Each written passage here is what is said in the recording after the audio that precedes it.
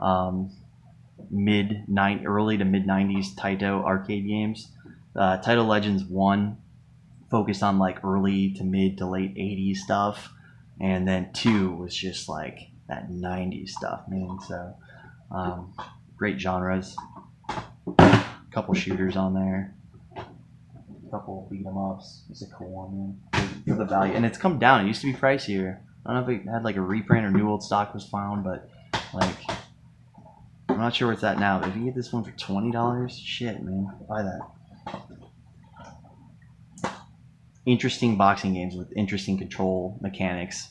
Use your dual analogs. Hard to find Victorious Boxers 2. XC did Victorious Boxers Revolution on the Wii, and there's a first one of this on PS2, and it's much more common than this one. So maybe keep your eyes out for this. Quirky, charming, based on an anime. Hard to find that one, so scoop them. Look at this. This one's really cheap. I really don't see it too often in the wild. H-Tech. It's like screaming like 32-bit era, almost like 16-bit era with the sprites, but so zoomed out that there's so much sprite detail that you almost feel like this is a PS1 game. And I don't know. I'd fire that up and try it out for the price, for how quirky, unusual it is. Kind of hard to find. I like that one. Klonoa's, I highly recommend if checking out Klonoa if you're into platformers. Securing Lunaty's Veil for around $50. I can see that one not going too much north of 100, but I could see it hitting 100, and then copies would flood in. It would settle back down to 75, and just waver 75 to 100. I could see that happening with this game. It's gorgeous. It's amazing. This game's one of the best. Just a love project right here. Just don't see many games. I think of like games like Zelda and stuff where you just tell like there's a passion behind this work of art. So this reproduction, but yeah, I know most everybody knows about Klonoa. But I think kind of like how Samson was realized, everyone thought it was outrageous how much it was going for when it started hitting $400, $500, $600, but it just never stopped because it's that much of a pure work of art, and that's how I feel about Klonoa. Klonoa is to Sony as Samson is to Nintendo, I guess. Mystic Heroes, just as far as like RPGs that really don't get talked about, that have a lot of charm to them. I haven't played it, so I can't highly recommend it about it. But what's his name? Pervert Eric Landon RPG. He likes on it, so who knows, man? There's a lot of titties in it. Shadow of Destiny is another one where it's just for the price, for how obscure it is. This video kind of sucks. I'm sorry, I'm losing my energy. Light gun shooters, just cheap, be kind of hard to find, and I just have a sense that Metal Jesus, Radical Reggie, these guys never talk about the light gun genre. It's like that idea hasn't come to them. Like, oh shit, we haven't done our top 10 favorite light gun games. It's destined to happen. So light gun shooters gonna have their moment in spotlight, and also like the chance that we might see some third-party hardware come out from like Hyperkin or something that'll work on flat screen TVs. New light guns plug into your PlayStation 2 would absolutely change the game for titles like Resident Evil Dead Aim, Dino Stalker, Vampire Knight, Ninja Assault by Namco.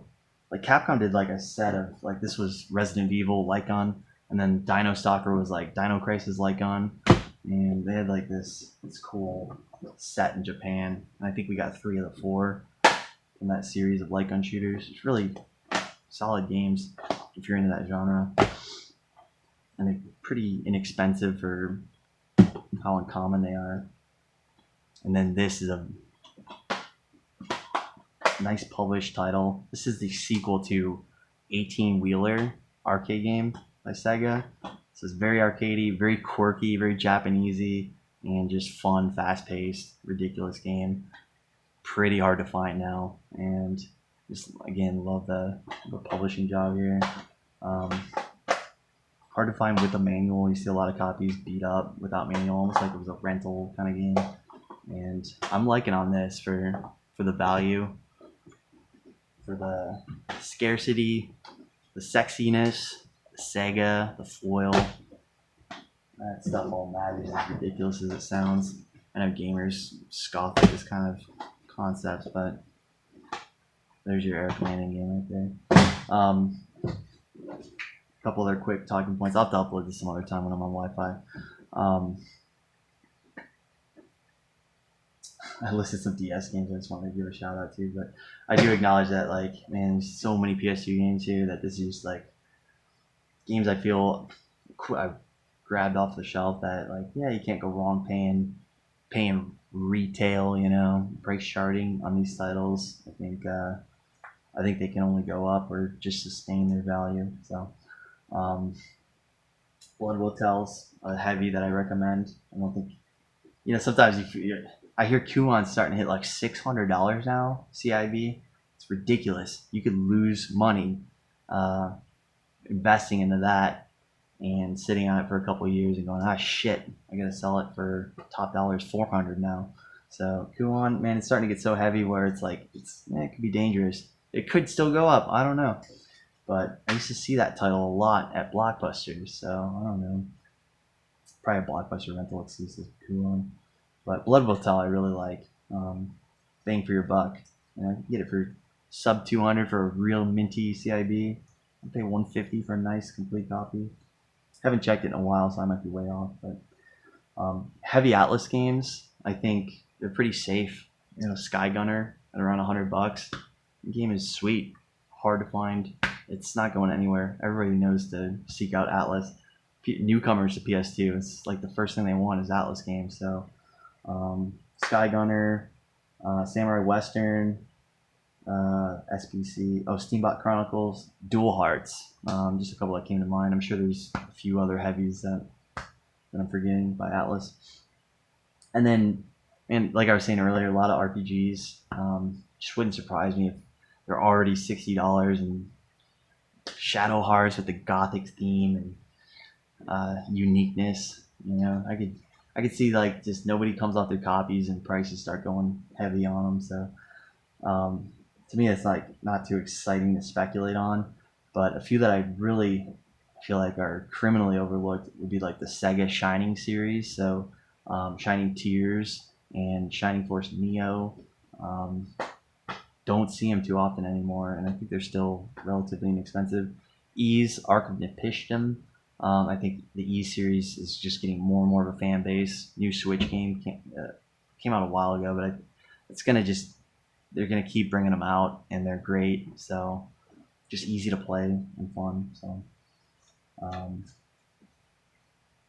yeah, that does it for PS2. Really quick with some DS ones of the Hotel Dusk genre, which is like a Snatcher, your digital graphic novels, your mystery noir kind of style games. Jake Hunter, Phoenix Wright, maybe could all fall into that. I like that genre on the DS, and there's several that go mostly overlooked. And one of them is called Again by Tecmo, and it's hard to search that one because you got to minus out like Winter's Tale and Phineas and Ferb Strike Again. So you got to like subtract some search terms from your eBay search. But Again by Tecmo is pretty cool. Low print. Unsolved Crimes, pretty obscure and looks great. Like I played it for a little while and I was amazed at the graphics on the DS. Another one with really good graphics and just good production quality is Mystery Files Tunguska on the DS. Pretty cheap too.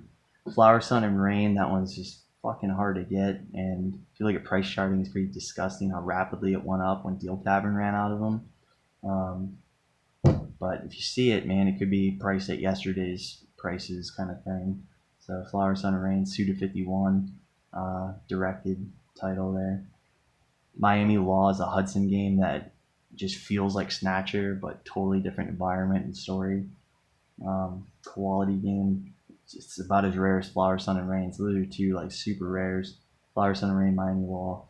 And then the two Jake Hunter games published by Axis. Recommend those for if you're into that genre. Hotel Dusk being my absolute favorite masterpiece. And there's a sequel to it that was a PAL exclusive, PAL and JP, but if you speak English, you want to get that PAL version. I still need to get that. I forget what it's called. I think it's got the word window in it. But Hotel Dusk, man, great freaking game. For collectability's sake, Electroplankton, the North American release. It was almost like a tech demo. I think it was almost like a pre-launch or a launch title. Just remember always looking out for that game when it first came out and never really saw it. And it's quirky, weird. Just again, it utilizes all the features of the DS, like the microphone, the touchscreen. It was just like a tech demo where you make music and super low print. So just want to try to snag on the cheap and wait for people to start paying up for that one. It's rare. It's Nintendo first party. Great foil cover too. I wish I had a copy to show. I have a couple at home. Atlus CIBs. I like them all. I like all the Atlus games that are like north of $60 now. I feel like there's no stopping those. You might as well try to trade up for one or just secure it before they get harder and harder to get. Drone Tactics. There's a lot. Some really hard to find ones would be like My World, My Way.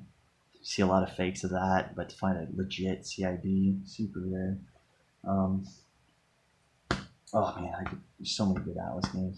One of them that comes to mind is Wizard of Oz by Xseed. It's a Wizard of Oz RPG. How trippy is that, you know? If you're into trippy stuff, eat some mushrooms and play Xseed, Wizard of Oz. It'd be a trip, man. Capcom games. I call them Capcom minis because they're like PS2. They're like console games that they just did a little mini release, but they're high quality. You got Okami Den. You got Beautiful Joe on DS. You got Resident Evil Deadly Silence, which is a remake of the first game. So, like, quality games, hard to find. Okami Den had a large reprint there. But Beautiful Joe and Resident Evil, hard to find those. CIB, and this looks so lovely, man. Very collectible, I feel. So, kind of overlooked, disrespected values. HH, and oh yeah, Henry Hatsworth, you already know, you got one. Freaking great. Peter Ong directed, and another game that's just like it but more of a Metroid style game is Monster Tale. Hard to find, published by Majesco. Already kind of pricey, sought after, but still I feel overlooked for what it is, how good it is. Lastly, Suikoden, that's how I say it. Suikoden Tear Crease on the DS. I really enjoyed that one. I did complete that game and thought it was good because I was a big fan of Suikoden 1 and 2 on PS1. So when I was a teenager, and so I decided to give the DS game a try, and I really liked it. So hard to find one. Whew. Burnt out.